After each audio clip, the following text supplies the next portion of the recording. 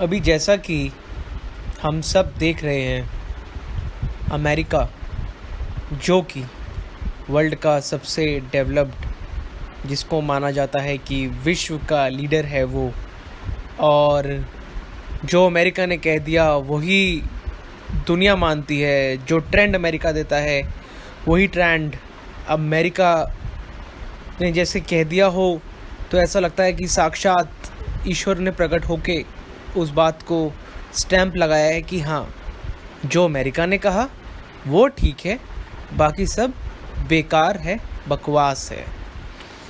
इसीलिए जब बीच में हमारे देश में भी कुछ चीज़ें ख़राब हो गई थी, कुछ राइट्स हो गए थे, लोगों की जानें गई थी, उस वक्त भी अमेरिकन मीडिया बहुत बुरा बुरा लिख रही थी। चाहे वो एंड न्यूयॉर्क टाइम्स हो, द वॉशिंगटन पोस्ट हो, वो फ्रंट पेज पे इंडिया को बुरी तरह से बदनाम कर रहे थे, हमारी धज्जियाँ उड़ा रहे थे। सरकार को बोल रहे थे या नहीं बोल रहे थे मुझे उससे मतलब नहीं है, पर कमेंट वो हिंदुइज़्म पे ज़्यादा कर रहे थे। उसका इम्पैक्ट ये हुआ कि यहाँ के लोगों ने भी उस चीज़ को बहुत शेयर किया, बहुत प्रमोट किया कि ये देश बेकार है, ये देश जीने लायक नहीं है, बेकार है ये कंट्री, बेकार है ये सरकार। और हम लोग खूब उसको प्रमोट कर रहे थे कि हाँ, अमेरिका जो कह रहा है, अमेरिका सही कह रहा है।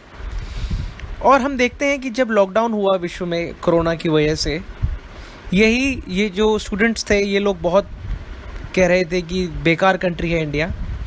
और हम देखते हैं कि फिर यही लोग बाद में कह रहे थे कि हमें वापस आना है।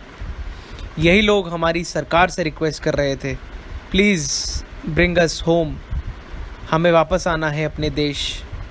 जब ये देश इतना ही बेकार था तो क्यों मन हुआ, क्यों इच्छा जगी वापस आने की। चलिए, वो पॉइंट तो दूसरा है। मैं एक और पॉइंट पे आता हूँ।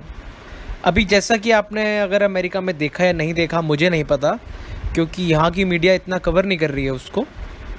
जॉर्ज फ्लॉयड नाम के एक काले व्यक्ति के, जैसा कि आपको पता ही होगा, गोरों और कालों का वहाँ पे बहुत लड़ाई चलता रहता है अमेरिका में।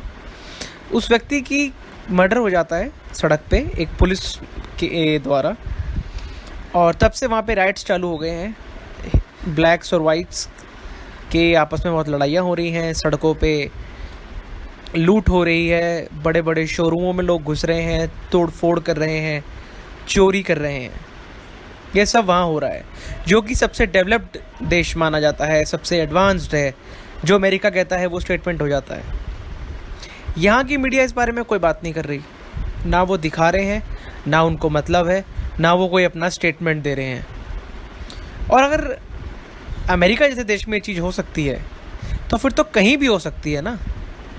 तो क्यों टारगेट क्यों किया जाता है? वहाँ तो लोग रिलीजन को नहीं कह रहे कि रिलीजन का इसमें रोल है। सिचुएशन ख़राब हुई, चीज़ें ख़राब हुई और उसका असर हमें दिख रहा है, पर यहाँ पे चीज़ें एकदम बदल जाती हैं। सोचिए इस बारे में।